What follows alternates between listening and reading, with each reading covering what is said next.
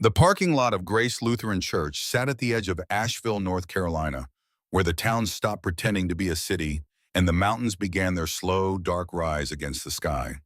At 3 in the morning, the lot was empty except for one car, a 2009 Dodge sedan, the color of old mud, parked beneath a security light that buzzed and flickered like it was considering giving up.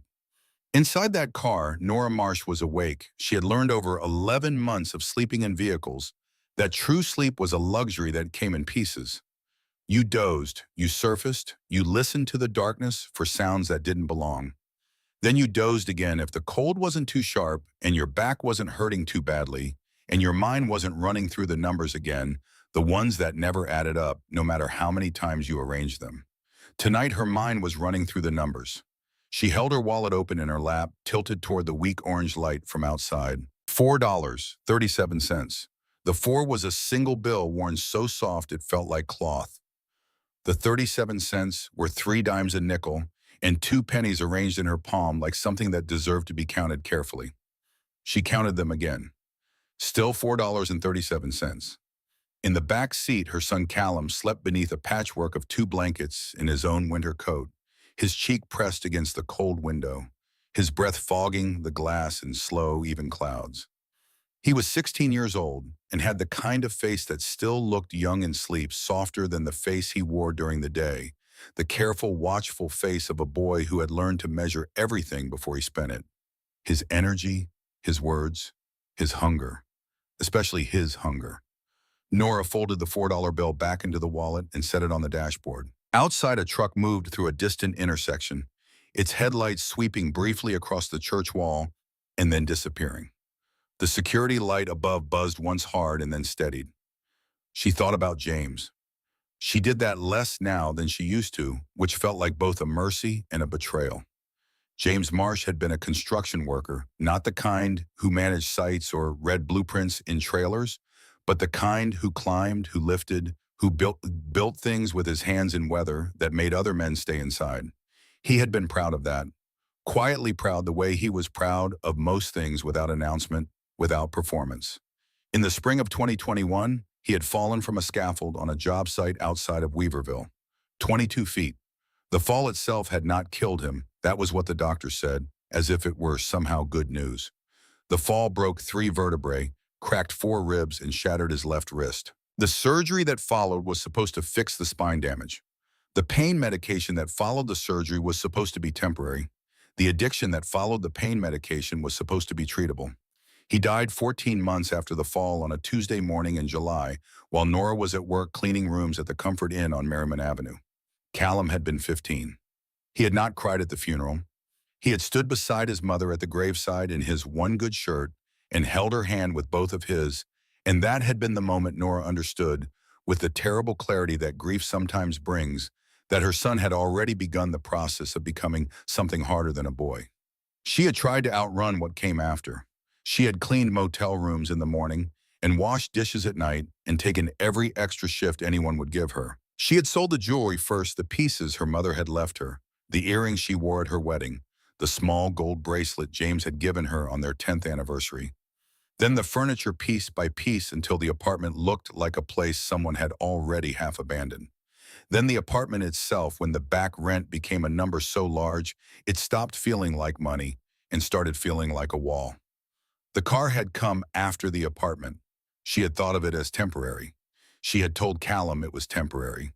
She had said the words, "just for now," so many times they had stopped meaning anything worn down to noise by repetition. Just for now had become 11 months, 3 states of mind, and $4.37 in a buzzing parking lot at 3 in the morning.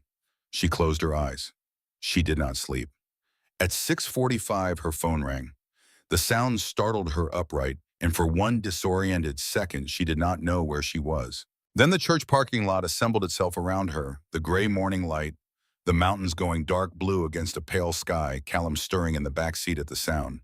She looked at the phone. Unknown number, North Carolina area code. She almost didn't answer. Unknown numbers had been bad news for so long that her body had learned to brace before her mind caught up. But something in that particular morning, the thin light, the mountains, the specific quiet of a world not yet fully awake, made her press the green button. "Mrs. Marsh." The voice was measured professional, the voice of a man who delivered difficult information for a living and had learned to do it without flinching.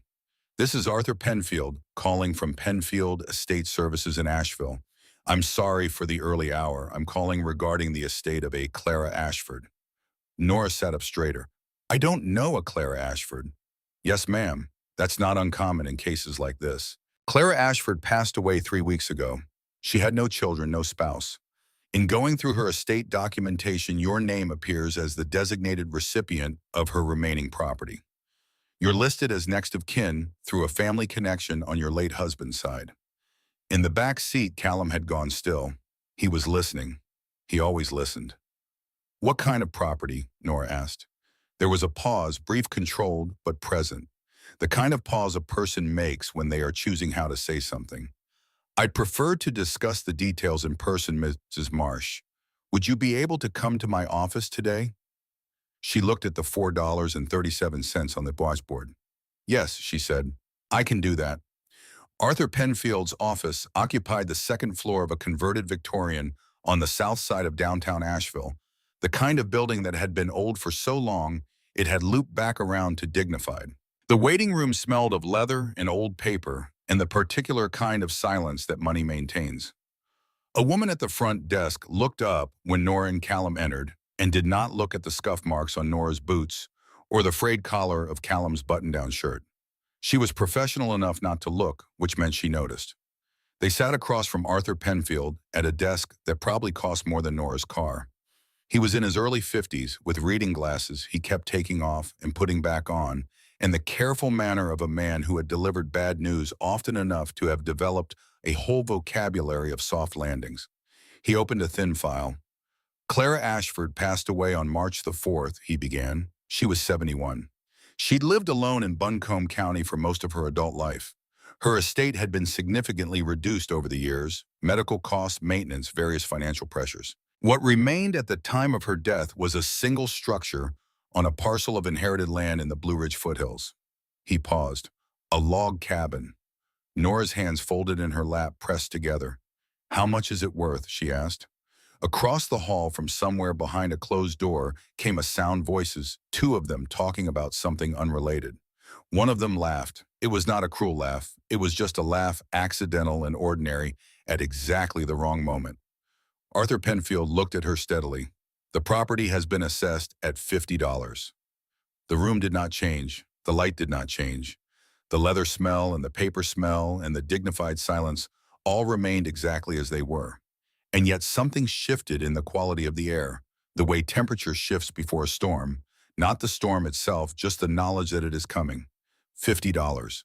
Callum beside her went very still. Nora heard the laugh again, still drifting under the door from across the hall, and felt the heat move up the back of her neck. She recognized the feeling. It was the same one she'd had when the bank representative had explained in a voice full of procedural sympathy that the house would be going into foreclosure. The same one she'd had when the landlord had slid the eviction notice under the door of the apartment. That specific burning shame of a person who has tried hard and failed publicly, witnessed by strangers who had the luxury of watching from a distance. She breathed in through her nose, out through her mouth, slow. The cabin has been abandoned for some years, Arthur said.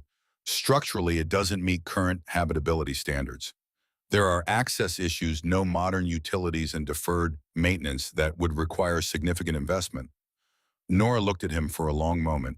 Then she looked at her son. Callum was watching her with that steady, careful look, one that had replaced the open, easy expression he'd worn as a child. His jaw was set. His eyes were clear and dark and waiting. He was not going to crumble. He was waiting to see what she did. She stood up. Fine, she said. Her voice came out, low level, scrubbed clean of everything except the words themselves. Show us the cabin nobody wanted. Something shifted in Arthur Penfield's expression, not quite surprise, but the close cousin of it. He began to gather papers. Before they left the office, Callum picked up the property transfer documents Arthur had set aside for them to review later. He folded them carefully and put them in the inside pocket of his coat without saying anything. Nora noticed. She didn't ask. She had learned to let him think. The drive into the Blue Ridge took nearly 3 hours. The interstate gave way to state routes, which gave way to county roads, which finally gave way to something that stopped being a road in any official sense and became a track through the trees, two tire paths with a ridge of grass between them, winding up through the mountain forest as if it had been made by accident rather than intention. The GPS signal vanished somewhere around mile marker 14 on a road that didn't have a name, and after that Nora navigated by the handwritten directions Arthur had given her and by the kind of intuition that develops in people who have learned to find their way through places that weren't designed with them in mind. The sedan complained on the inclines, the engine coughed going up the steeper grades, shuddering with a mechanical reluctance that Nora chose to interpret as effort rather than failure. She had been making that choice for 11 months. It was a choice that required constant renewal. Beside her, Callum was quiet reading. He had taken the property transfer papers from his coat pocket somewhere around the second hour and had been going through them slowly with the focused attention he gave to anything that seemed to contain information other people had overlooked. After a while, he said without looking up, Clara Ashford signed the transfer 3 days before she died. Nora kept her eyes on the track ahead. Arthur mentioned she'd prepared her estate documents. No. Callum turned a page. The rest of the estate was handled through a standard will filed 8 months earlier. This transfer was separate, done independently. She went to a notary and signed this over specifically. He paused. 3 days before she died. The trees moved past on either side, tall and dark and indifferent. She wanted it to get to you before anyone could contest it, Callum said, before anyone else even knew it was happening. Nora said nothing, but her grip on the steering wheel shifted just slightly, the way a person's grip shifts when the thing they're holding starts to feel different than it did a moment ago. Why? Callum said to no one in particular. It wasn't really a question. It was the sound of a mind beginning to pull at a thread. They drove the rest of the way in the particular silence of two people thinking the same thing from different directions. It came into view around a bend in the track through a gap in the trees, settling into a clearing, the way something settles that has been standing in one place so long it has grown roots. Nora stopped the car. The cabin stood the way old unwanted things sometimes stand, not proudly, not defiantly, but with the plain, stubborn persistence of something that has outlasted everyone's expectations for it. The roof sagged at the center. One shutter hung at an angle from a single remaining hinge. The porch steps had drifted sideways into a bank of dead weeds, and the logs of the walls had been worked on for decades by weather and time until they had gone silver gray, the color of wood that has stopped fighting the elements and simply decided to outlast them instead. Half the windows were filmed with grime. The rest were dark as if the inside had drawn all the light into itself and kept it. Callum opened the car door and got out.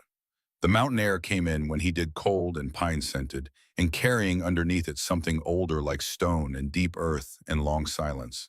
Nora got out more slowly. She stood in the clearing and looked at the cabin and felt moving through her in sequence the emotions she had learned to let pass through rather than holding first anger at the specific cruelty of hope, then shame at still being able to be disappointed, then something that was not quite either of those, something quieter and more complicated like the recognition of a face you've seen before in a different context. It's worse than I imagined, she said. Callum was already walking toward it. He moved with the deliberate, unhurried pace of someone doing reconnaissance, looking at the walls, the roof line, the foundation, where the cabin met the ground, the way a person looks at something they are trying to understand rather than simply see. He stepped up onto the porch. The boards groaned under his weight, a sound that traveled through the wood and up through the soles of his boots. He put one hand flat against the log wall beside the doorframe and stood there for a moment as if taking a reading. It's ugly, he said. Nora almost laughed. That's generous. He turned and looked at her across the porch rail. Tired eyes, serious face. The face of a boy who had been asked to be older than he was and had done it without complaining because there was no one else available. But it's ours, he said. Those 3 words landed in the clearing and stayed there. She walked to the porch and stood beside him. They didn't speak for a moment.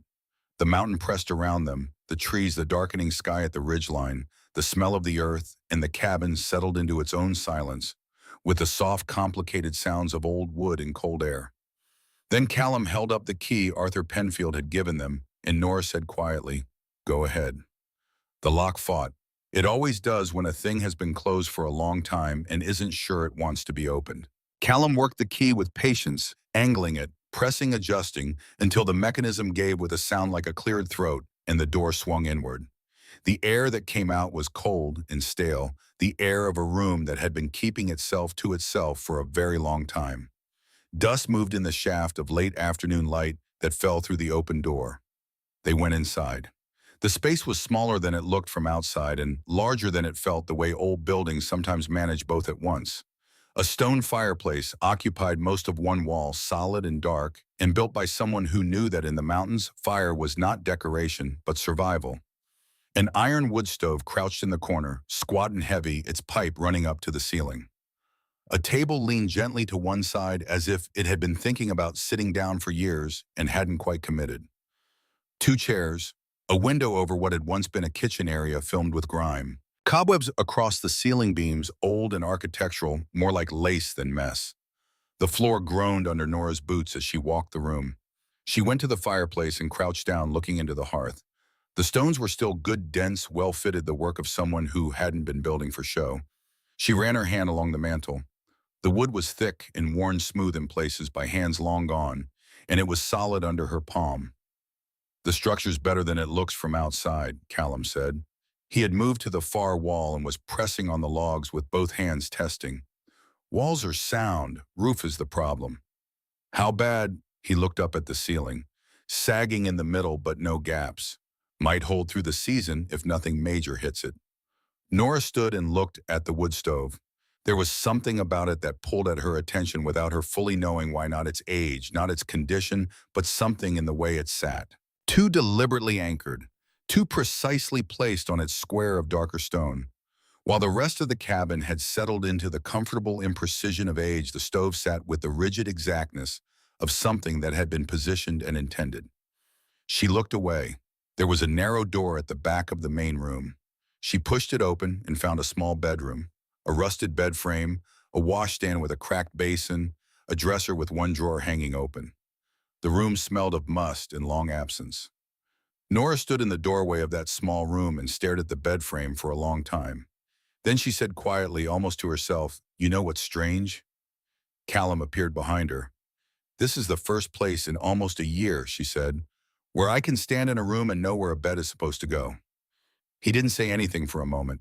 Then he stepped past her into the room and started pulling open the dresser drawers, checking each one. The third drawer held a stub of candle, an old folding knife with a bone handle and a folded cloth. The fourth held nothing but a faint smell of cedar that had survived everything else. "We should start a fire," he said. "Get warm. Figure out what works." So they began. Callum went outside and came back with dead branches he'd pulled from the edge of the clearing, dry enough, dense enough to catch if the chimney wasn't blocked. Nora found an old tin pan under the kitchen area and used it to clear ash and debris from the hearth. The chimney drew cleanly when Callum got a small fire going. The smoke rose straight and true, and for the first time since they'd arrived, the room began to feel less like a museum and more like a place. He found an old broom with half its bristles worn away. She swept with it anyway. He pried a stuck window open with the bone-handled knife from the dresser. She shook out the curtains from the front window. They released so much accumulated dust that both of them coughed and then laughed, which was a sound that surprised Nora coming out of her that easily in a place like this. The light through the windows went from gold to gray as the sun dropped behind the ridgeline. By the time Callum came in from outside carrying a dented bucket, the cabin had achieved a state that was not comfort, but was at minimum occupation. "Hand pump works," he said. "Takes a while. Water comes out rusty at first, then clears." Nora looked up from where she was arranging their two blankets near the now burning fireplace. "You're serious?" "Took me about 4 minutes of pumping." He set the bucket down. "But it's real water." She looked at the bucket, at the fire, at the room around them, still rough, still cold in the corners, still carrying decades of abandonment in its bones, but changed, claimed. Different in the specific way that a place becomes different when people decide to stay in it. "Look at us," she said quietly. "Homeowners." Callum almost smiled. It was the version of a smile he'd been working with lately, small and real, the kind that had survived by becoming careful. He crossed the room and sat down with his back against the wall near the fire, pulling the property transfer papers from his coat pocket again. He spread them on his knees in the firelight and went back to reading.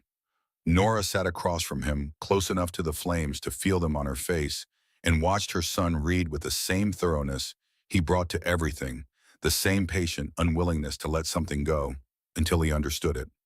After a while, the fire settled into itself. The cabin settled too, the sounds of old wood releasing the tension of the day, the slow creaks and pops that old structures make when the temperature drops. Nora had grown almost accustomed to it when she heard something different. Not a creak, not a pop, a knock. Low, hollow, deliberate, coming from beneath the floor. Both of them froze at exactly the same moment. It came again. The same quality of sound, not the random percussion of settling wood, but something resonant and contained like a hollow space answering pressure. It came from the floor near the fireplace. Callum was already moving. He crossed to the center of the room and crouched, pressing his palm flat against the floorboards. He knocked with his knuckles. The wood near the table answered with a solid thud. He shifted 2 feet toward the fireplace. Knocked again. The sound came back hollow. He looked up at Nora. She looked at him. Neither of them spoke because the thing they were both thinking was the kind of thing that sounds foolish out loud until it doesn't. He moved closer to the hearth. The planks here were darker than the surrounding floor, worn smooth by decades of standing by feet that had returned to this same spot again and again until the wood remembered the weight of them.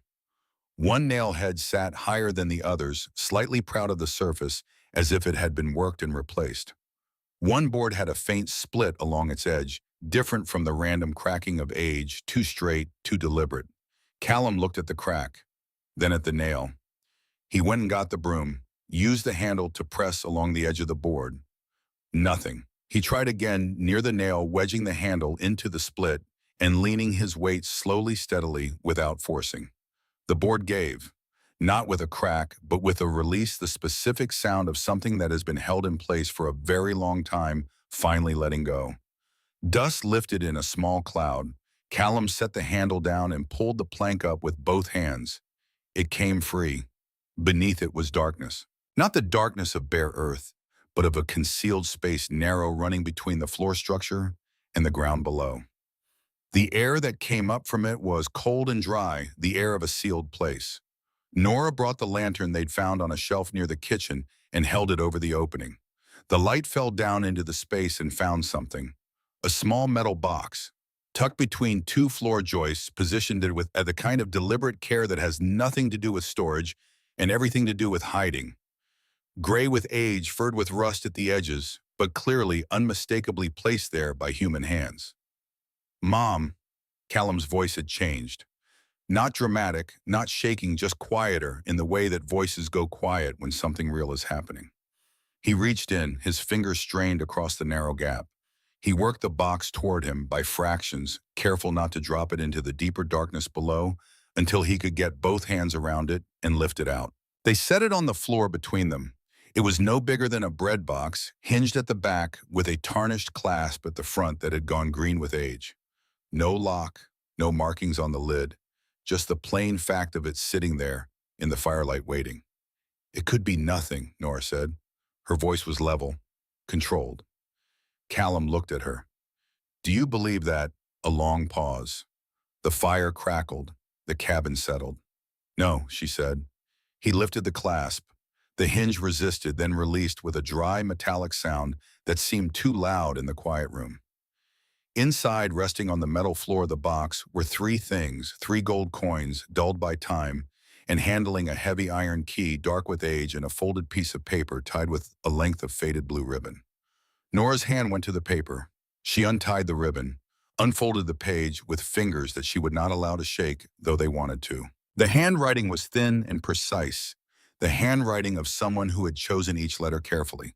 To the one who knows the price of a roof before the value of a house. She stopped. "Read it again." Below that, another line, "Begin where the fire once fed the house." And then at the very bottom of the page, in the same hand but written smaller, pressed harder into the paper, as if the writer had wanted it to last through whatever came, "Do not trust the man who comes before you have finished looking." Nara stared at those last words for a long time, long enough that Callum leaned over and read them for himself. Neither of them spoke. Outside the mountain, dark had come down fully now, and the trees at the edge of the clearing were black shapes against a sky going deep blue. The fire had settled into a steady, even burn, and its light moved across the walls of the cabin in slow, warm waves across the old wood, the stone fireplace, the iron stove sitting in the corner, with its particular deliberate stillness. Begin where the fire had once fed the house. Nora looked at the wood stove, then back at the paper, then at her son. Callum was already looking at the stove. His eyes moved from it to the fireplace and back, measuring, calculating the way he did when he was trying to understand something that hadn't finished revealing itself. Tomorrow, Nora said. Not a retreat, a decision. We look tomorrow. Tonight we sleep. Callum nodded once. He rewrapped the coins of the key and the paper in the cloth from the dresser drawer and set the box on the high edge of the mantel, out of sight from the windows, within reach of the firelight. Nora banked the fire. They arranged the blankets. The cabin went quiet around them in the particular way of mountain nights. Not empty quiet, but full quiet weighted with everything the dark contains. Nora lay on her side facing the room. She had slept in worse places in the past 11 months. She had slept in places where quiet was a warning and darkness meant exposure. This quiet felt different. This darkness felt, if not safe, then at least honest, the darkness of a place that had been keeping itself whole through sheer stubbornness, waiting for someone to show up and mean something to it. She thought about the note. To the one who knows the price of a roof before the value of a house. James had known that.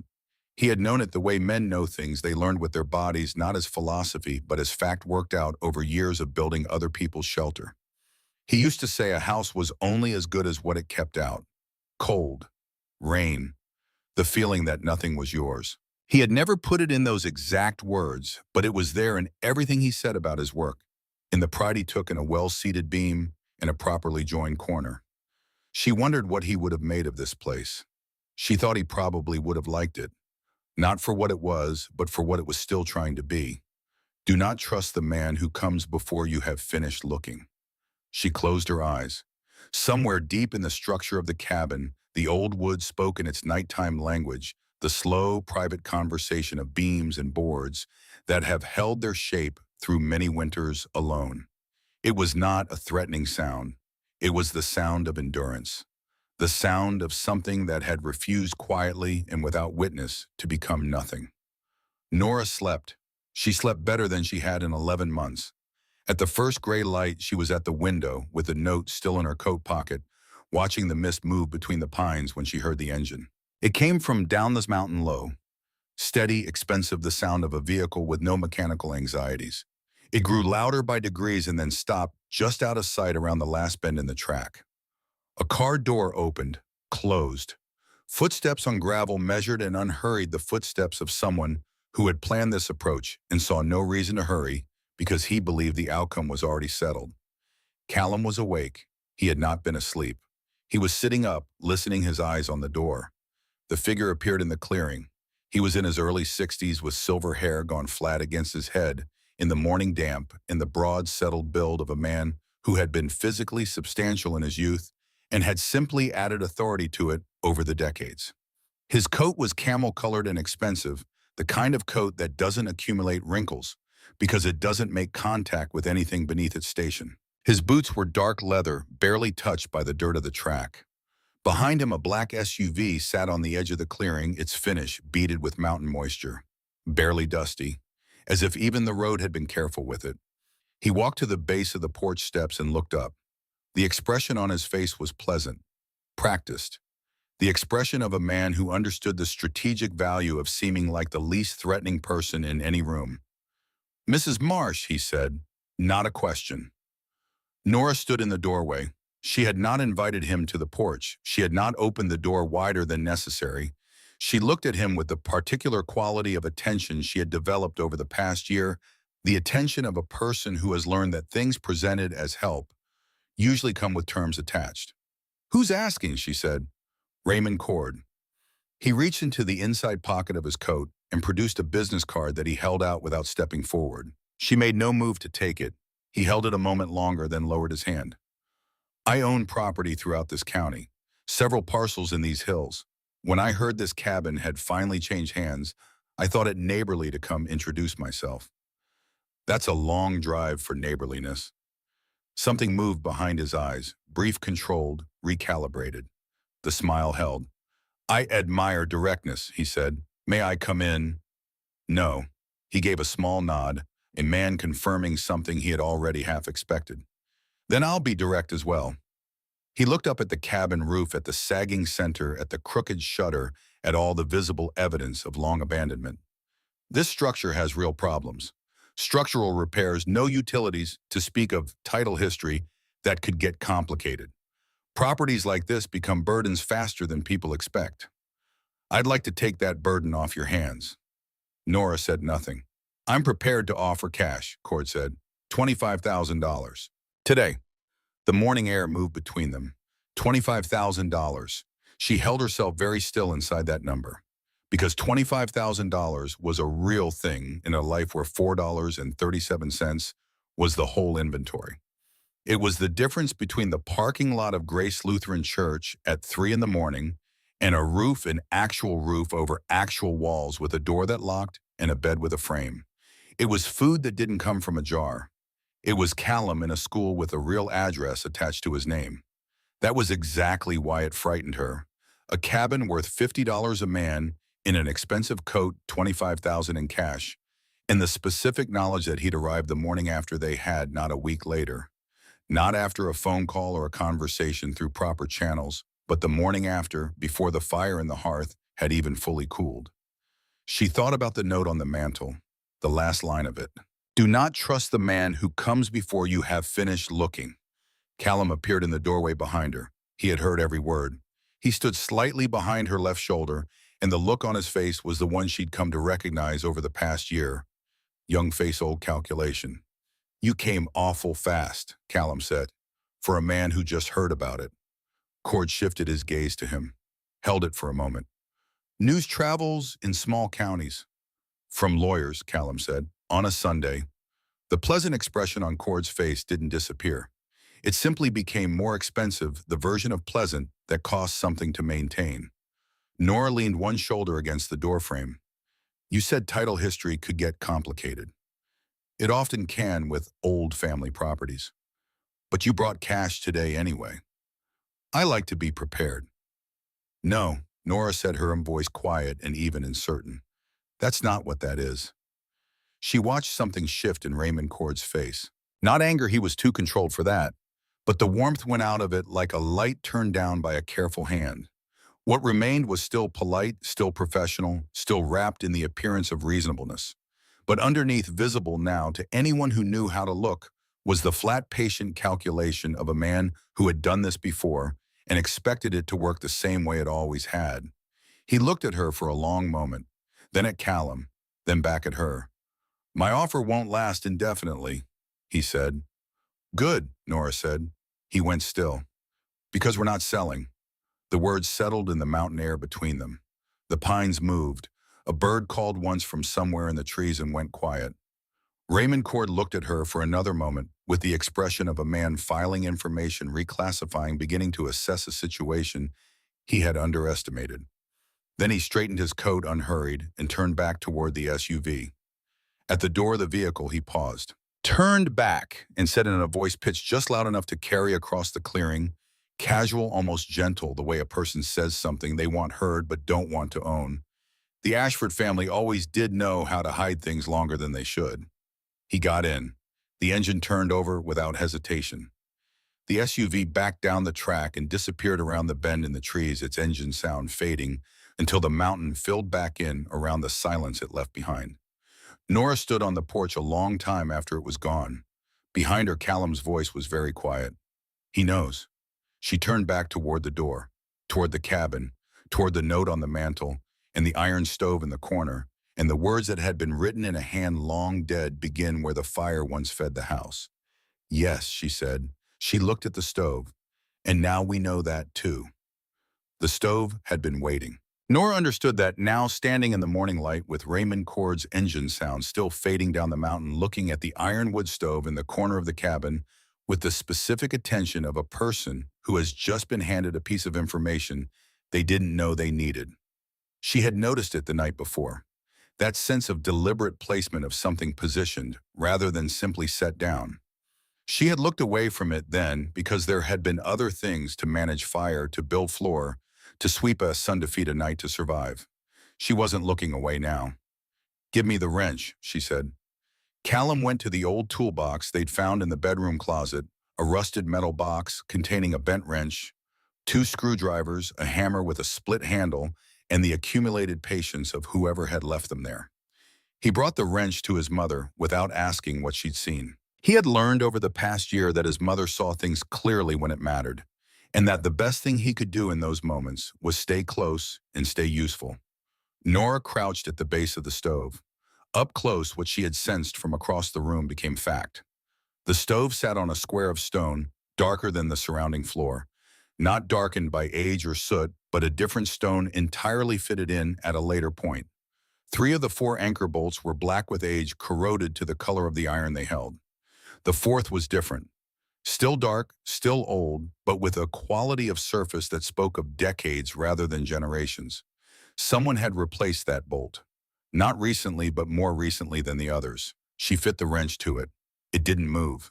She adjusted her grip and pressed harder, putting her shoulder into it, and felt the wrench slip. She reset it, braced her feet against the stone, and tried again. This time the bolt turned just barely, just a fraction, with a shriek of metal that made Callum wince. "Brace the side," she said. He put his hands flat against the stove's flank. She worked the wrench again. The bolt turned another fraction, then another. By the time all four bolts were loose, both of them were breathing hard, and the morning light through the windows had gone from gray to pale gold. "Together," Nora said. They pushed. The stove moved with the grinding, unhurried resistance of something very heavy that has sat in one place for a very long time and has opinions about being relocated. The stone beneath its feet scraped. The sound traveled through the floor and up through the walls and out into the mountain morning, where it startled a bird from the tree line and meant nothing to anyone except the two people making it. Then the stove was clear of its base, and they could see what it had been sitting on. The square of darker stone was not solid. At its center, nearly flush with the surface, almost invisible, unless you were looking for it specifically, was an iron ring, black with age, seated in a slot carved precisely to receive it. Nora looked at it for a long moment. Then she hooked two fingers through the ring and pulled. The panel rose with a sound like a breath held too long, finally being released, a low-pressurized exhale of stale air from below, cold and dry and carrying the particular smell of sealed stone and long absence. Not rot, not damp, preserved. The opening beneath was narrow and dark, not a cellar too small for that, too intentional.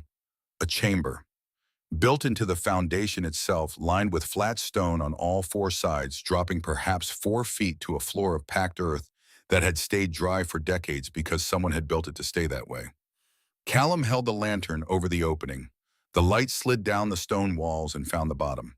Two things waited there. A steel strongbox the size of a small suitcase, spotted with surface rust, but structurally sound, and a leather document case wrapped in oilcloth that had kept it intact through everything time had thrown at this mountain, in this cabin, in this secret. Neither of them spoke for a moment. "I'm going down," Callum said. "No." The word came out before she'd finished deciding to say it. "Mom, I'll go." She was already lowering herself, finding footholds in the gaps between the stones, testing each one before committing her weight. The stone was cold under her hands. The air in the chamber was colder still, the cold of a place that had never seen sunlight, that had been insulated from every season by layers of earth and rock. She reached the bottom. The packed earth floor was solid under her boots. She crouched and put her hands on the document case, first lighter than the strongbox, and if it contained paper, more vulnerable. She passed it up to Callum, who received it with both hands. Then she got both arms under the strongbox and lifted. It was heavy in the way that gold is heavy, or truth, or consequence, not just physically, but with the weight of what it represented. She lifted it an inch at a time, steadying it against her hip until Callum could reach it from above. When she climbed back out, they sat on the cabin floor with both objects between them and did not rush. That was the thing Nora would remember later when she thought about this morning, that neither of them rushed. 11 months of want of counting, change of watching the world from the outside, had not made her desperate for what this might contain. It had done the opposite. It had taught her that things found too fast were usually not what they appeared to be, and that the moments worth having deserved to be entered carefully. She opened the document case first. The oilcloth unwrapped to reveal a leather surface cracked with age but intact. Inside were papers organized with deliberate care, bundled with fading ribbon, each bundle labeled in a handwriting she now recognized from the note in the metal box. The same thin, precise hand. Edmund Ashford. She went through the bundles slowly, Callum reading beside her, both of them understanding before they understood, the way you sometimes grasp the shape of something before you can name it. Deeds. Multiple parcels running from the immediate property outward in a pattern that corresponded to the topography of the surrounding mountain land. Mineral rights documentation filed through a county office that no longer existed under that name, but whose records were almost certainly still valid. Timber claims. Survey maps hand-drawn on heavy paper, with elevations marked in Edmund's careful script. A packet of bearer bonds wrapped in wax paper, their printed denominations large enough that Nora read them twice, then a third time before she let herself believe what she was seeing. Callum picked up one of the bonds and turned it in the firelight. "These can't be current," he said, but his voice had already answered its own objection, the tone of someone trying to be cautious in the presence of something that isn't giving them much room for doubt. "They were issued before the deregulation," Nora said slowly. She didn't know precisely how she knew that, only that James had once explained something about old bearer bonds, about how they worked, about how they'd been phased out, and about how the ones that remained were still legally redeemable. He had been talking about something in the news. It had been an ordinary evening. She had only half listened. She wished she had listened better. She set the bonds down carefully and picked up the longest letter in the case. Several pages written in Edmund's hand, dated in the early 1980s. She read it to Callum. Edmund Ashford had not been a simple man, and his letter did not make simple reading. He wrote about the land the way someone writes about a thing they love when they have watched other people treat it as a number, with the contained, furious grief of someone who has lost an argument they were right to make. He had watched his brothers divide the family property after their father's death, not by what was fair, but by what could be moved fastest and sold highest. He had watched cousins sign away timber rights to men from Charlotte and Raleigh who would never see the mountain they were stripping, who measured these hills in board feet, in mineral tons, in access road coordinates. He had watched money turn his family into strangers, so he had done what he could. He had hidden what remained, not stolen it, not concealed it from legitimate process. He had filed the deeds registered, the claims, done everything in correct legal order, and then buried the evidence in a place where no one who came looking for a quick profit would think to look, and waited. He had waited for the greed to burn itself out of the Ashford name, for the ones who saw land as currency, to exhaust themselves on each other for the day when someone would come to this cabin, not to assess its market value, but to shelter in it. I watched men at my own table speak of these hills as numbers he had written, and not as shelter. I watched them value acreage more than blood, so I chose to wait for the one who would understand what it cost to need a roof. That person will not come looking for what I've left. They will come looking for a place to stand. And they will find what I've left only because they looked at the floor before they looked at the ceiling. Nora put the letter down. The fire had burned low while she read. Outside, the mountain morning had fully arrived. Birds in the tree line, pale light coming through the cleaned window over the sink, the sound of wind moving through pine needles with the high, clear voice of elevation. Callum opened the strong box. The interior was lined with dark velvet that had gone brown with age. Resting in it were rows of gold coins, older and more substantial than the three from the first metal box, heavy with age and handling. Beneath them, two cloth packets that clinked when Callum lifted them. He opened the first, a diamond brooch, dark set, old-fashioned in its elegance. A sapphire ring, a pocket watch with a case engraved on the back with initials Nora didn't recognize. The second packet held smaller pieces. Earrings, a thin gold chain, a locket that opened to a photograph so faded it showed only the ghost of two people standing close together. Under the velvet, in the very bottom of the strongbox, was one final envelope. It was sealed. On the front, in Edmund's hand, "For the one who finds the whole of it." Nora's fingers moved to it and then stopped. She became aware in that moment of how quiet the cabin was. Not the abandoned quiet of the night before something different. The quality of quiet that fills a space when something important is about to be confirmed. She opened the envelope. The note inside was short, 3 paragraphs. She read the first one and her vision blurred before she reached the end of it. If this is in your hands, then mercy arrived before greed.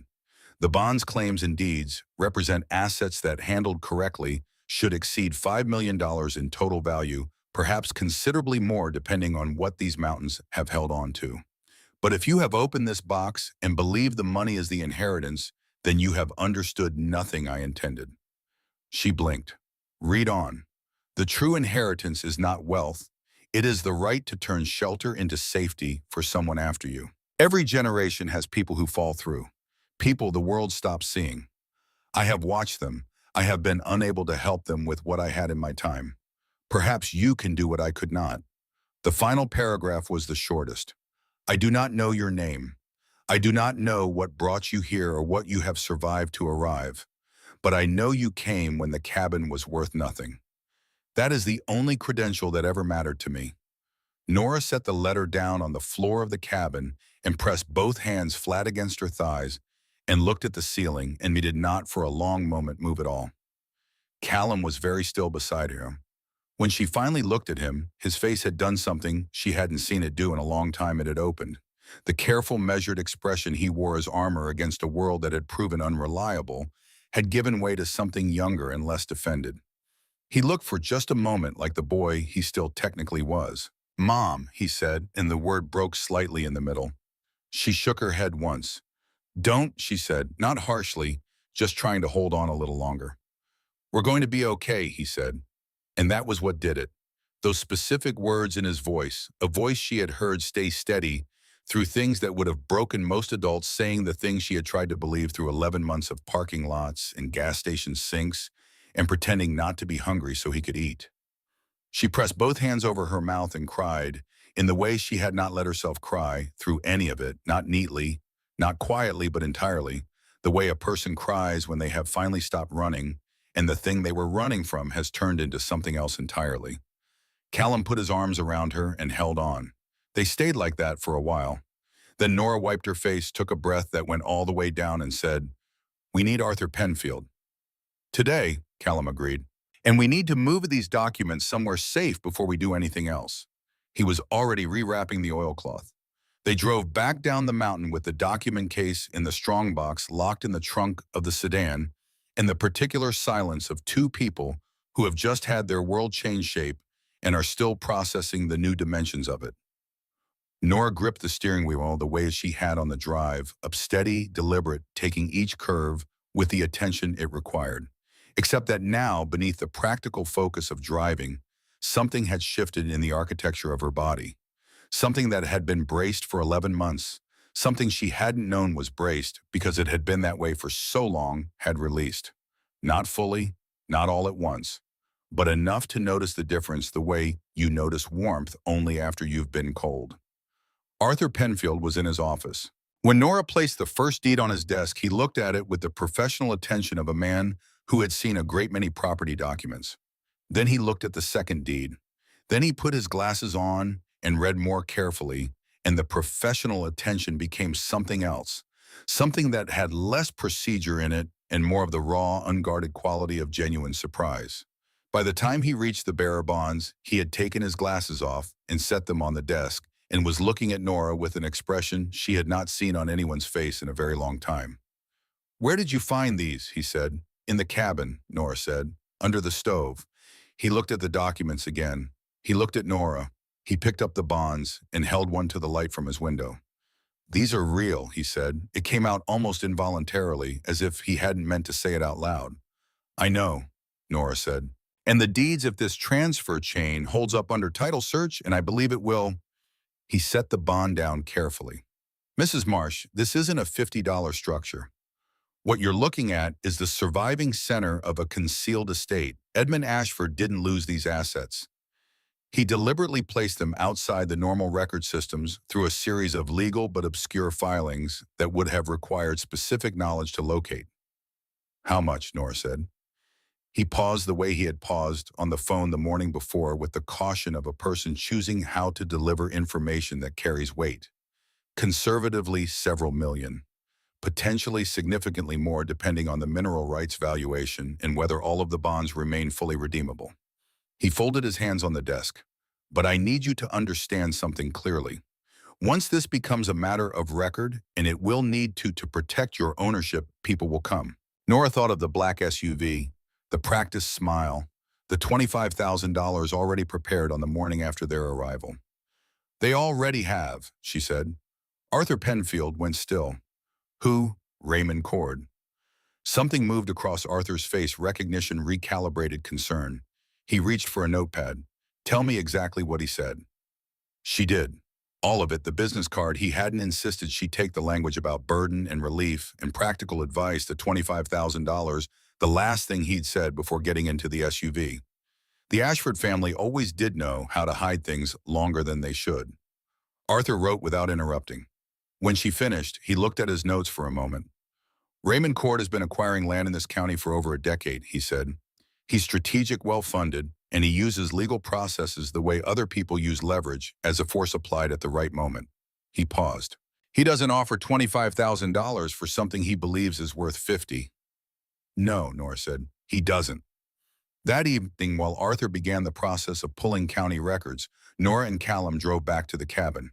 The mountain received them differently now.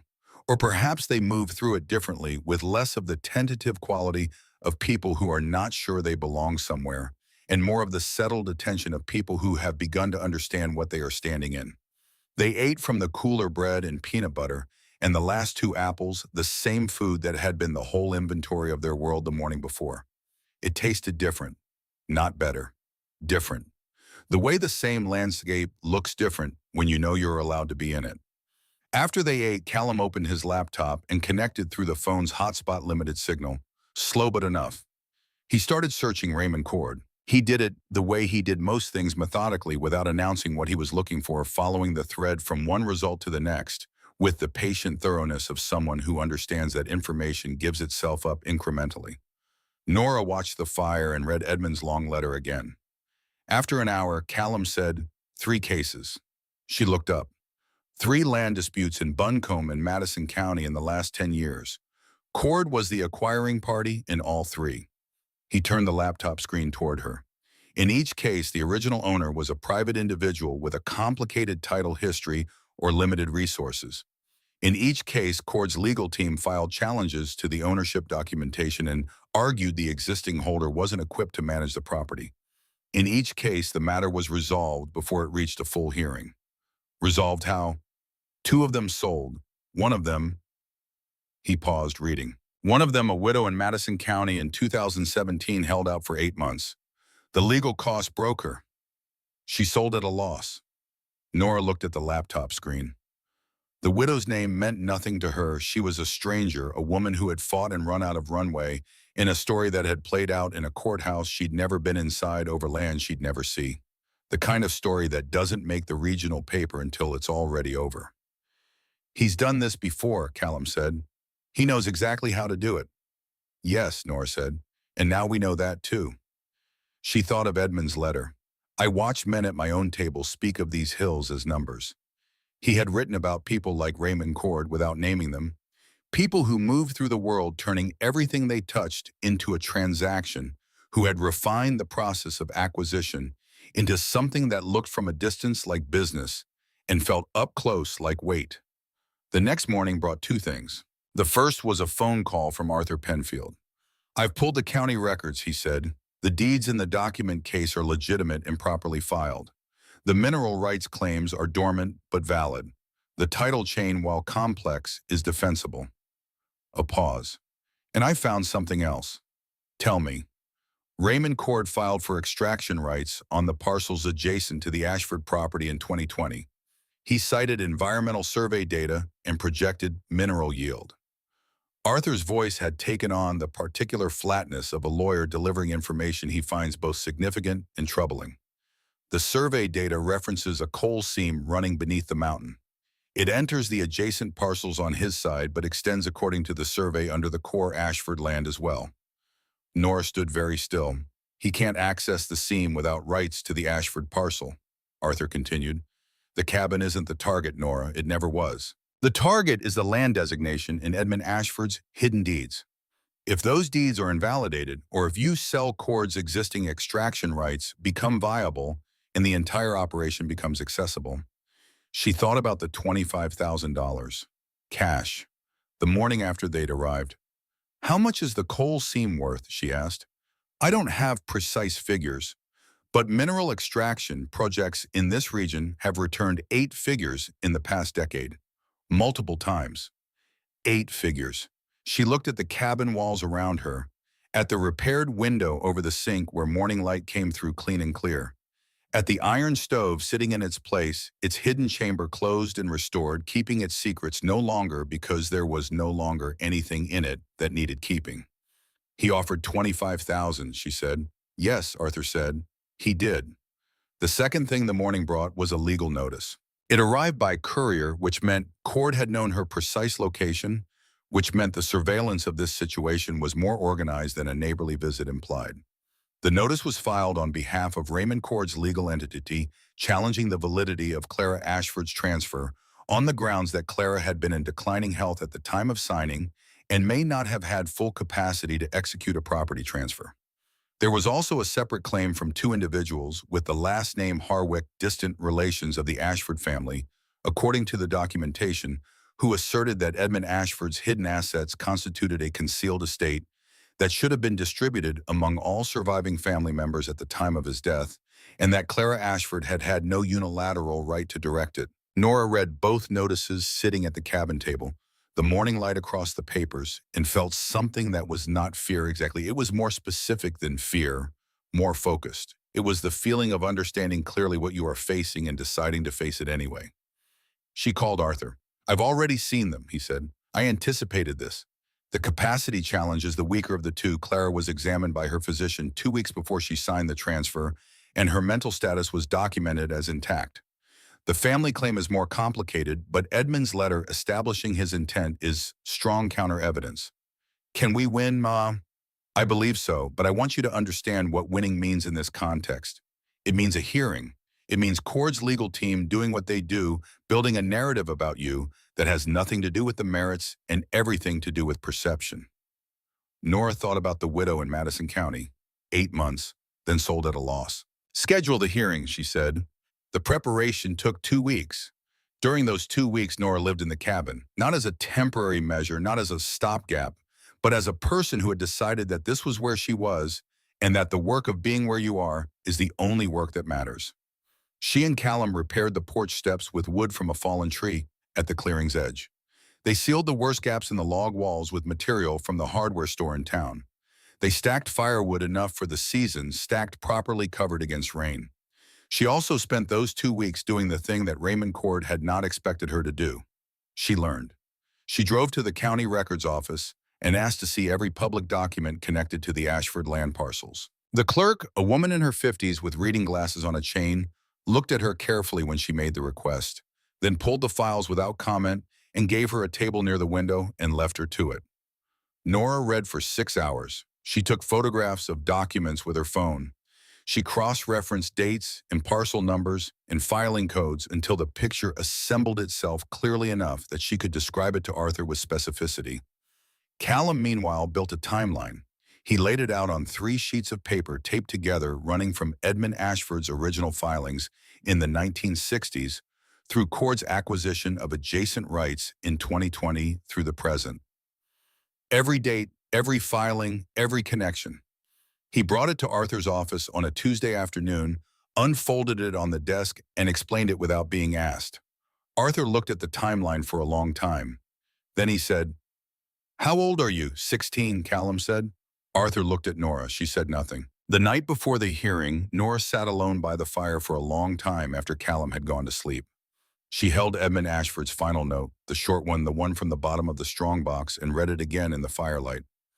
I do not know your name. I do not know what brought you here or what you have survived to arrive. But I know you came when the cabin was worth nothing. She folded it and put it in her coat pocket where she had been keeping it. Then she banked the fire, checked the window latches. She checked them every night now, Since the morning she'd found the claw marks at the rear window frame and stood in the center of the room for a moment. The cabin was quiet around her, not the abandoned quiet of their first night, something different. The quiet of a place that has been claimed, that knows it is no longer alone, that has stopped keeping itself waiting and started in its old bones and its silver gray walls and its deep-set stone hearth to be something that a person could call by the right name. She thought about James, about what he would have said standing here. He would have looked at the walls and told her which logs needed replacing and which ones would hold. He would have made the assessment the same way he made every assessment: practical, first then proud of what was worth being proud of. And then maybe at the end, he would have looked at her with the particular look he had when something had turned out better than expected. She thought she knew what he would have said. She turned off the lantern. The courthouse in Asheville was a federal-era building that had been administering the weight of human conflict for long enough that it had stopped trying to be impressive and settled into the authority of plain duration. Nora arrived 20 minutes early in the only good clothes she owned, a dark jacket she'd bought from a thrift store 2 winters ago and kept in the garment bag with the one good thing she still had. The hearing room was smaller than she expected and more crowded. Raymond Cord sat at the respondent's table with two attorneys, both in suits that cost more than Nora's car. He was composed in the way of someone who has sat in rooms like this before and has a settled relationship with the outcome. He did not look at Nora when she entered. The Harwick claimants occupied a row of seats against the wall, two men in their 40s and a woman, all carrying the offended posture of people who had arrived late to a situation and wanted credit for showing up at all. Callum sat behind Nora in the gallery, the rolled timeline in his coat.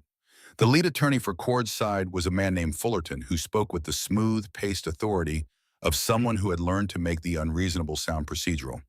He presented the capacity challenge: first Clara Ashford's health history, her age, the timeline of the transfer, the argument that a woman in decline had been perhaps not fully herself. Arthur presented the physician's documentation. The challenge deflated. Then Fullerton shifted. Our deeper concern, he said, is the nature of the primary beneficiary's position. Mrs. Marsh came to this property with no prior knowledge of or connection to the Ashford estate. She has no background in property management, no financial resources, no demonstrated capacity to administer holdings of this complexity. He paused for effect. She is, to put it plainly, an accidental possessor who has stumbled into a situation she did not earn and is not equipped to navigate. The room absorbed this. Nora felt the heat that came with public diminishment, that specific practiced cruelty of describing a person's circumstances as though their circumstances were a character flaw. She had felt it before. At the bank, at the apartment office, in the parking lot of a grocery store where a manager had watched her count change for too long. She breathed, slowly, through it. Then Callum leaned forward from the gallery and pressed a folded piece of paper against Arthur's shoulder. Arthur took it, unfolded it, read it quickly. Then he stood. If I may address the question of Mr. Cord's position in this matter, Arthur said with the specific politeness of a man about to do something precise. The judge gestured for him to proceed. Raymond Cord filed for extraction rights on the parcels adjacent to the Ashford property in March of 2020. Arthur placed a document on the clerk's desk. This filing references geological survey data indicating a coal seam extending beneath the Ashford land, the same land whose ownership he is now challenging. He placed a second document beside the first. In 2017, Mr. Cord pursued an identical legal strategy against a widowed landowner in Madison County, challenging capacity, arguing complexity, applying sustained legal pressure until the owner's resources were exhausted and she was compelled to sell at a price well below assessed value. The room shifted. Cord's lead attorney started to rise. The judge held up a hand. Mr. Cord has characterized this property as a burden and Mrs. Marsh as an accidental possessor, Arthur continued. But he arrived at her door with $25,000 in cash the morning after transfer, before any formal record of the transaction had been made public. He knew the value of this property before she did. He has known it for years. Arthur looked at the judge. This is not a legal challenge. It is a strategy, and it is a strategy Raymond Cord has successfully executed before. The room was very quiet. Cord, for the first time since the hearing began, looked at something other than the table in front of him. He looked at Callum. Callum held his gaze without expression. The judge called a recess. In the hallway, Nora leaned against the wall and let out a breath she felt she had been holding since the morning Arthur had called about the extraction rights. Callum stood beside her, hands in his coat pockets, watching the hearing room door. "How did you know about the widow in Madison County?" she said. "I found her name in the county records," he said. "Took me 4 hours, but it was there." She looked at her son, 16 years old, standing in a courthouse hallway in his one good shirt, the frayed collar turned carefully under the jacket. The boy who had not cried at his father's funeral because he was already deciding to be what his mother needed. The boy who had eaten half sandwiches without comment and slept in the back of a car without complaint and had somewhere in the past 2 weeks built a legal timeline that had just shifted the direction of a formal proceeding. She put her hand on his arm. "Your father," she said, "would have been so proud of you." Callum looked at the floor. His jaw worked once. "I know," he said quietly. "I know." The recess ended. They went back inside. The hearing continued with the particular intensity of a proceeding that has felt the balance shift and is finding its new footing. The Harwick claim was addressed. Edmund's letter was entered into evidence, his stated intent clear enough that the judge read it twice. Then the judge looked up. "Mrs. Marsh," he said, "is there anything you'd like to say before I review the full record?" Nora had not prepared anything. She sat for a moment in the stillness of the room, the weight of it, the eyes, the attorneys in their expensive suits, Cord sitting smooth and contained at his table, the Harwick claimants with their borrowed outrage, and thought about Edmund Ashford writing alone in a cabin that no one wanted, trusting that the right person would eventually come. She stood. "When that cabin was cold and broken and worth $50, she said, and her voice was quiet and level and carried clearly through the room. Nobody came. Nobody called. Nobody cared what happened to it or to the woman and her son who inherited it. But the minute the land started looking like money, everybody remembered family and fairness and principle." She looked at Raymond Cord. He was looking back at her now. He didn't look away. "You didn't come because you wanted to help," she said.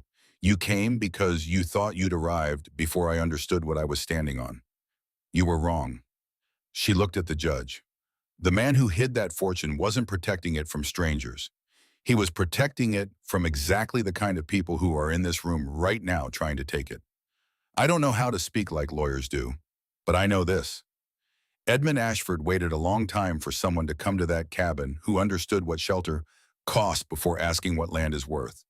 We came, we stayed, and we're not leaving." She sat down. The room held its silence for a moment that felt longer than it was. Then the judge reached for his notes, and the hearing moved toward its close. The ruling came on a Thursday morning. Nora was standing on the cabin porch when Arthur called, holding a mug of coffee that had gone lukewarm while she watched the mist move through the pines. It was the kind of morning that the Blue Ridge does without trying. Mountains going blue-gray in the distance, the air sharp and clean, with the particular clarity of elevation, the trees standing in their long rows like witnesses to something they have seen before and will see again and never find less significant. Her phone buzzed in her coat pocket. She already knew from the quality of Arthur's pause before he spoke that it was over. "It's done," he said. She closed her eyes. The pine smell came in. The cold came in. Everything came in at once. "In what direction?" she said, a breath that carried relief and exhaustion in equal measure. "Yours." The judge recognized the full transfer chain, confirmed the validity of Edmund's concealed filings, and rejected both the capacity challenge and the Harwick claim. Cord's extraction rights on the adjacent parcels are suspended, pending a conflict review. Turns out filing for mineral rights, while simultaneously challenging the land designation that makes those rights viable, is the kind of contradiction that judges notice. A pause. "It's over, Nora, unless someone wants to spend a great deal of money losing on appeal, which I don't believe Raymond Cord will do." She stood on the porch for a long time after the call ended. The mountains did not change. The mist did not change. The cabin behind her held its warmth against the morning cold with the stubborn competence it had been practicing for decades, and the pines stood in their rows, and the air moved through them with its high, clean voice, and Nora Marsh stood in the middle of all of it, and felt something she had not felt in so long she had almost forgotten it had a name. Not happiness. Something older than happiness. Something that lived beneath happiness. That happiness is built on top of, without which happiness has no ground to stand on. Safety. She turned and went inside. Callum was at the table with a cup of tea and his laptop working on something she hadn't asked about yet. He looked up when she came through the door, and whatever was on her face told him before she said a word. He stood slowly as if standing too fast might break something. "We won," he said. She nodded. He stood there for a moment. Then he crossed the room in two strides and wrapped both arms around her and lifted her slightly off the floor. Not dramatically, not performatively, just the reflexive gesture of a boy who had been holding himself very carefully for a very long time and had just been given permission to stop. She held on to him with both hands and laughed into his shoulder, a real laugh, unguarded and complete. And it rang through the old cabin like something the walls had been waiting to hear. When he set her down, there were tears on his face that he didn't bother to conceal. He wiped them with the back of his hand and looked away toward the window, and then back at her with the slightly abashed expression of someone who has been caught being exactly who they are. "Okay," he said. "Okay. Okay," she agreed. They stood in the warm cabin and looked at each other, and the fire in the hearth crackled, and the mountain pressed quiet and enormous around them. And for a moment, neither of them needed to say anything else, because everything that needed saying was already present in the room, in the walls, in the warmth, in the simple, extraordinary fact of being here. Then Nora said, "There's still one more thing." Callum looked at her. "In the strongbox, the envelope that was stuck under the velvet lining." She paused. "We didn't open it." He frowned. "I thought we went through everything." "I found it when I was wrapping everything back up to take to Arthur. It was wedged flat against the bottom under the corner of the velvet. I almost missed it." She looked toward the window. "I've been saving it." "For what?" "For this," she said. "For after." She retrieved the strongbox from the back room where it had been living under the bed frame, still wrapped in its oilcloth. She set it on the table and opened it and lifted the velvet lining from the bottom. There it was, a small envelope, thinner than the others, pressed flat by the weight of years, and the velvet above it sealed with a wax that had dried to the color of old rust. On the front, in Edmund Ashford's careful script, 3 words. "Look at this. Not for the one who finds the whole of it. Not formal, not ceremonial. Just those 3 words in a hand that looked somehow lighter than the other letters. More immediate. As if whoever wrote it had been less careful here, less composed, writing something closer to impulse than intention." Nora picked it up. The wax seal cracked cleanly when she worked her thumbnail under it. It had been waiting long enough that it released without resistance, as if it had been ready for a while. Inside was a single folded piece of paper. She opened it and stopped. It was not a letter. It was a photograph. A small one, black and white, printed on the heavy paper of an earlier era, the kind of photograph that was made to last because photographs were made to last then, before they became disposable. It showed a family standing in front of a cabin. A man, a woman, 2 children. The man was tall and dark-haired, wearing work clothes, squinting slightly against what must have been afternoon sun. The woman beside him had her hand raised to shield her eyes, and despite the gesture, despite the age of the image, despite the distance of decades between the shutter click and this morning, her expression was unmistakably one of someone who is looking at something they have just decided to keep. The cabin behind them was this cabin. Younger by 60 years, a log still dark with newness, the porch straight and true, but unmistakably, this, the same proportions, the same stone chimney, the same clearing with the same tree line in the distance. Nora turned the photograph over. On the back, in a handwriting she had learned to know over the past 2 weeks, Edmund Ashford had written 4 lines. "I built this for the one who would stay when everyone else left. I did not know your name. I did not know your face. I only hope you found it in time." She read it twice. Then she set it down on the table and put both hands flat on either side of it and looked at it for a long, still moment, at the 4 lines written by a man who had been dead for decades, who had built something and hidden something and written letters to a stranger he would never meet, trusting in the existence of a person whose only qualification was that they would come when the thing was worth nothing and stay when it was worth everything. "He didn't know it would be us," Callum said beside her. His voice was very quiet. "No," Nora said. "He just knew someone would come." "Yes, Callum picked up the photograph and looked at the family in front of the young cabin. He built a whole thing on that, on just believing that eventually the right person would show up. Nora looked at the fire. People do that, she said. When they can't fix things themselves, they set something up for after. He set the photograph down gently, like Dad. She turned to look at him. He couldn't fix what happened, Callum said. Not bitterly, not with grief exactly, with the specific hard-won clarity of someone who has processed something fully enough to say it without flinching. He didn't get to be here for this, but the things he taught us, the way you learn to look at what's real instead of what's presented. The way I learned to read a situation before I react to it. He paused. He set that up, before. Nora was quiet for a moment. Yes, she said finally. He did. She picked up the photograph again and looked at Edmund Ashford's family, 4 people in a clearing. The mountain behind them, the cabin new and full of possibility. In front of them, all of them long gone now. And all of them somehow present in this moment in this room in the warmth of a fire built in a hearth that Edmund Ashford had built to last. She slipped the photograph into the inside pocket of her coat where she had been keeping Edmund's last note. Then she sat down across from her son and looked at him and said, Arthur wants to talk about next steps. I know, Callum said.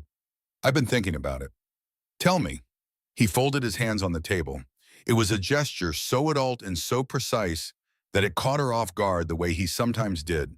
The sudden reminder that this careful, watchful person who had grown up beside her was no longer a child in any meaningful sense, that he had become, through the specific education of difficulty, someone whose thoughts were worth sitting still for. You should sell some of it, he said. Not all, a portion.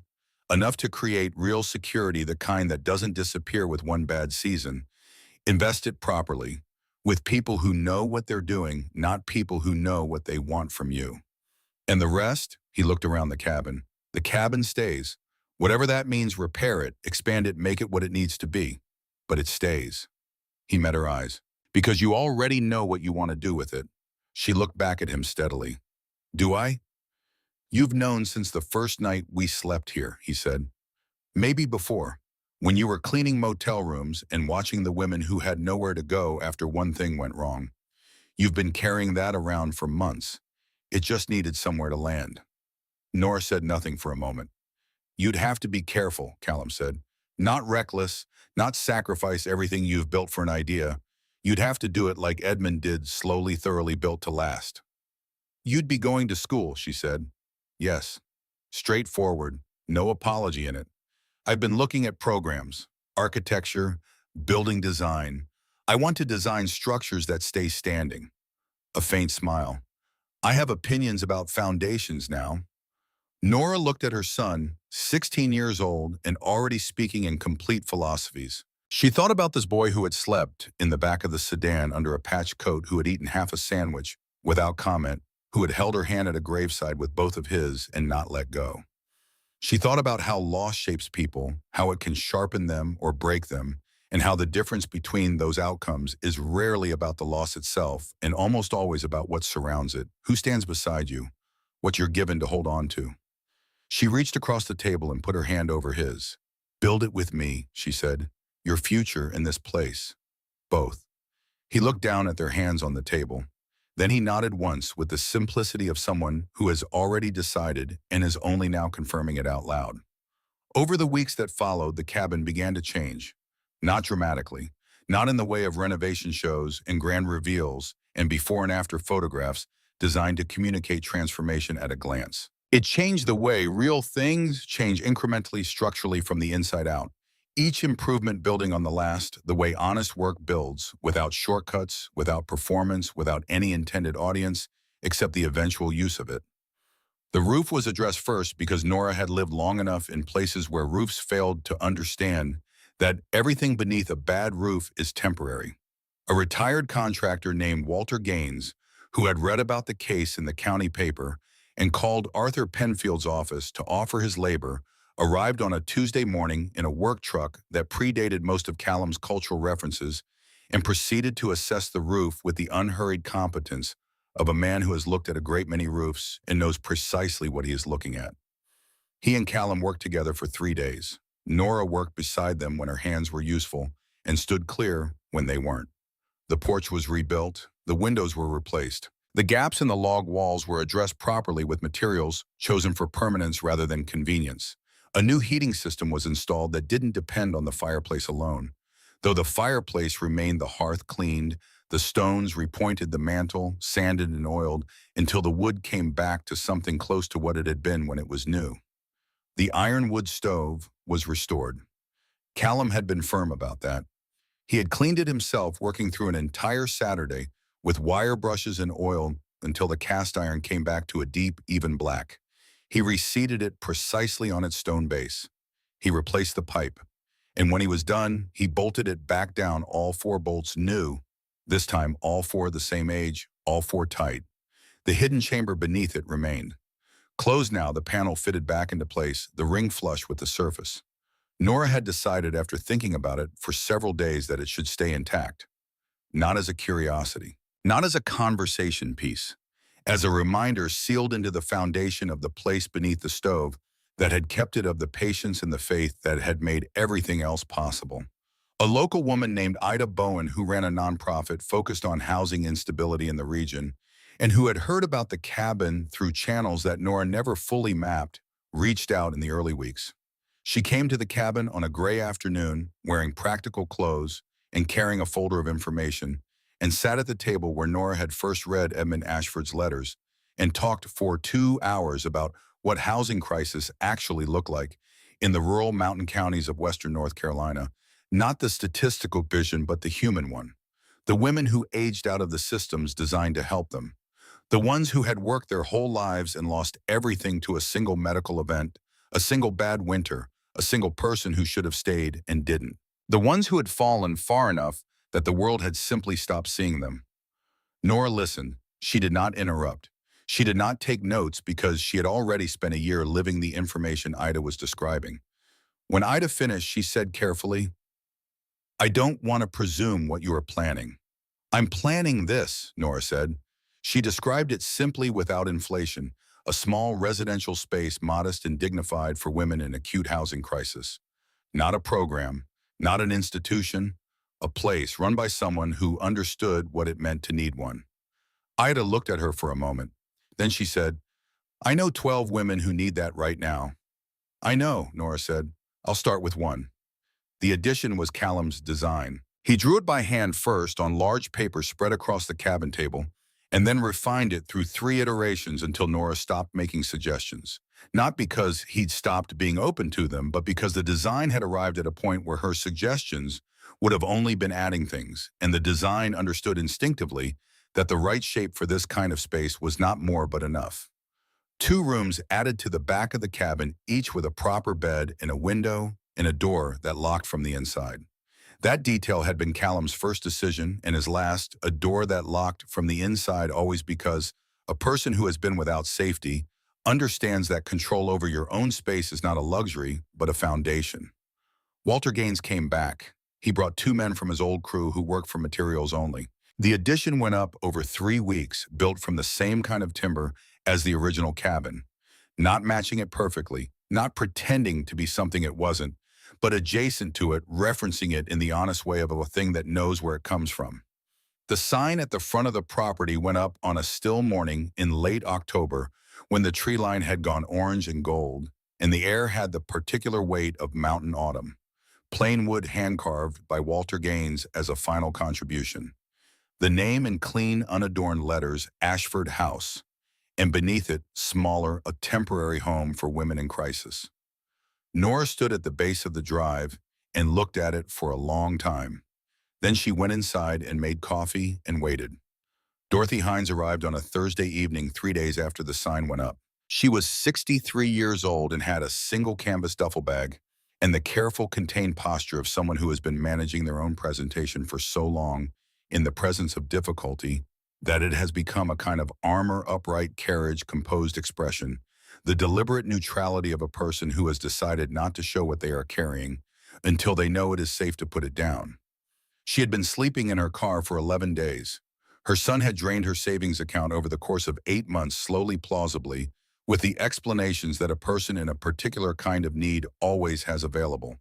By the time she understood the full scope of what had happened, there was nothing left. Her landlord, facing a rent that could no longer be paid, had been professionally apologetic. She had sold what she could, she had called the numbers she knew to call, and then she had driven her car to a church parking lot in Asheville and sat in it and counted what was left and tried to think of what came next. A church volunteer had given her Nora's number. She stood at the base of the porch steps in the early dark of the mountain evening, the duffel bag over her shoulder, looking up at the cabin with the combination of hope and wariness that Nora recognized immediately and completely. Hope, because you have to have it to keep moving. Wariness, because hope has been wrong before, and you are no longer young enough to absorb a mistake of that size easily. Nora opened the door and stood in the warm light of the doorframe. Dorothy looked up at her, looked at the cabin, looked back at Nora. "I don't want charity," she said. Her voice was steady, dignified, the voice of someone who has kept hold of certain things by sheer force of intention. Nora held the door a little wider. "Neither did I," she said. Dorothy Hines looked at her for a long moment. Something shifted in the composed, careful expression, not breaking, not collapsing, but opening the way a window opens to let air in, not because it has been forced, but because someone found the latch. She came inside. Nora showed her to the room. Clean sheets, a real mattress, a lamp on a table beside the bed. The window looking out over the clearing, the tree line, the mountain rising dark and enormous beyond. A door with a lock. The key on the table beside the lamp, placed there as a statement of intent rather than a gesture. She left Dorothy alone. In the hallway with the door closed behind her, Nora stood still for a moment in the quiet. She could hear the fire from the main room. She could hear very faintly the mountain outside. And she could feel in the specific way that certain moments make themselves known, not loudly, not with ceremony, but with the quiet insistence of things that are true, that this was the shape the past 2 years had been building toward. Not the legal victory, not the financial resolution, not the moment in the courthouse when Raymond Cord had looked away. This, a woman with a duffel bag and a locked door and a key on a table. She went back to the main room. Callum was at the table with his architecture book spread around him, a cup of tea going cold at his elbow, absorbed in something that required a ruler and a sharp pencil. He looked up when she came in. "She okay?" he said. "She will be, BB," Nora said. "She just needs time to remember that things can be okay." He nodded and went back to his drawing. Nora sat in the chair by the fire, the good chair, the one they'd found in the clearing 6 weeks after they arrived, left at the end of the drive by someone who had read the paper and wanted to contribute something, and held her coffee and looked at the room. The room had changed, everything had changed, and nothing had changed. The stone fireplace was the same fireplace Edmund Ashford had built in the 1960s, the same stones fitted by the same hands that had written the letters that had brought her here. The iron stove stood in its corner with its restored black surface and its sealed secret in the foundation beneath it. The table was the same table, the walls were the same walls, the ceiling beams still held their long dried cobwebs in the high corners, where she hadn't reached them yet and had decided to leave for now because some things earned their place by persistence. But the room was warm, permanently, reliably warm. Not borrowed warmth, not the heat of an engine idling in a church parking lot, not the false warmth of a motel heater that quit without warning in the middle of the night. Real warmth built on a real foundation, maintained by real intention. She thought about Edmund Ashford sitting in this room in some earlier decade, writing letters to a stranger he trusted would eventually exist. She thought about the faith required for that, not blind faith, not the faith that ignores reality, but the harder, more specific faith that says, "I cannot fix this now, but I can set something up for after." She thought about what it must have cost him, watching his family tear itself apart over land and money, knowing he couldn't stop it, choosing instead to protect what he could and trust it to time. She thought about James, James who had built things with his hands and been proud of it. James who had said that a house was only as good as what it kept out. James who had taught Callum by example and by love to measure situations carefully before reacting to them, a lesson that had, in a courthouse 2 weeks ago, shifted the direction of a legal proceeding and helped protect an inheritance that neither of them had known existed. James had not known about any of this. He could not have. But she thought about Callum's words at the table he set that up. before, and she understood what her son had understood before she had, that people who are gone continue to act in the world through what they leave in others. That inheritance is not only what is hidden under floors or sealed in strong boxes or filed in county records. That the real thing, the actual thing, the thing that lasts is what one person transfers to another through the ordinary daily work of being present, of paying attention, of staying. She looked at her son at the table, his dark head bent over his drawing, his pencil moving with careful certainty across the paper, his tea going cold beside him in the way of someone too absorbed in what they're doing to remember to drink it. A boy becoming a man by the clearest possible method, which is doing what needs doing without waiting to feel ready. She was going to be all right. The thought arrived not as a revelation, but as a recognition, as if it had been true for a while, and she had simply not had the right moment to notice it. She was going to be all right. Callum was going to be all right. Dorothy Hines in the room at the end of the hall was going to be all right. And the women after Dorothy, the 12 Ida Bowen knew about, and the ones after them, and the ones that came when word spread the way it always does when a real thing exists, and people who need it find out they were going to have somewhere to come. That was the inheritance. Not the $5 million, though. The $5 million was real and necessary, and she intended to use it with the same carefulness that Edmund Ashford had used in protecting it.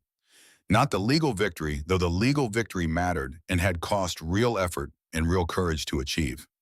Not even the cabin itself, though the cabin was solid now and warm and standing on its mountain with the particular authority of something that has survived longer than anyone expected and has earned its place by endurance. The inheritance was this: the right to turn shelter into safety for someone after you. She had read that line so many times she no longer needed the paper to see it. It had become part of the structure of her thinking, fitted in like a stone in a well-built wall. She reached into her coat pocket and took out the small photograph Edmund's family in front of the young cabin. The man squinting, the woman with her hand raised, the children small and bright in the foreground. She held it in the firelight. Later she would have it framed and hang it on the wall beside the fireplace where anyone who sat in this room could see it. Not as a relic, not as a monument, but as a presence, as the face of the faith that had built this place and hidden this thing and waited all those years for someone to arrive who understood what they were standing on. But for now, she just held it and looked at it and let the fire warm her hands. Callum looked up from his drawing. He had the instinct of someone who has spent a long time paying close attention to his mother. He always knew when the quality of her silence changed. "Reading it again," he said. She showed him the photograph instead. He looked at it. Then he looked at the fireplace, at the walls, at the room around them with its warmth and its history, and its one locked door at the end of the hall where a woman was sleeping, truly sleeping for the first time in 11 days. He picked up his pencil. "We didn't inherit a cabin, Mom," he said. She looked at him across the warm room, across the firelight, across everything they had survived to arrive at this exact moment in this exact place. "No," she said, "we inherited a way back." He nodded once. Then he bent back over his drawing, a careful, precise young man designing something meant to shelter people in a cabin built by someone he never knew on a mountain that had kept its secrets long enough for the right people to find them. Outside, the Blue Ridge held the night the way it always had, enormous and quiet and indifferent to the small human dramas that played out in its hollows and clearings, and yet somehow in its age and its patience and its sheer refusal to be hurried, not unlike the kind of faith that builds things for strangers and trusts they will come. The fire settled, the cabin held, and Nora Marsh sat in her chair in the warm room and felt for the first time in a very long time that she was exactly where she was supposed to be.